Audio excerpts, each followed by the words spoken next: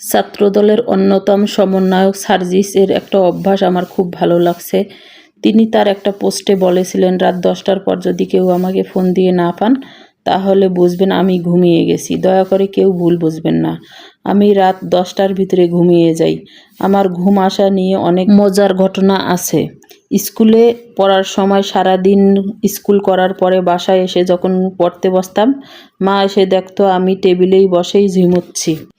মা কিছু বলতো না, তবে ভোরে উঠে আমি স্কুল প্রাইভেটের পড়া শেষ করতাম। আরও একটি মজার ঘটনা শেয়ার করছি। যখন ভার্সিটির হোস্টেলে থাকতাম, অনেক সময় বসার রুমে সোফায় বসেই ঘুমিয়ে যেতাম। বন্ধুরা সবাই ডেকে রুমে দিয়ে আসতো। দিনে আমার একদমই ঘুম আসতো না। আমার ঘুম রাত 10টা থেকে ভোর 4টা পর্যন্ত। এর বিনিময়ে আমি প্রতিদিনই ভোরের সূর্য ওঠা দেখতাম, সকালের স্নিগ্ধ বাতাসের স্পর্শ অনুভব করতাম। যাই হোক, ভিডিওতে ড্রাগন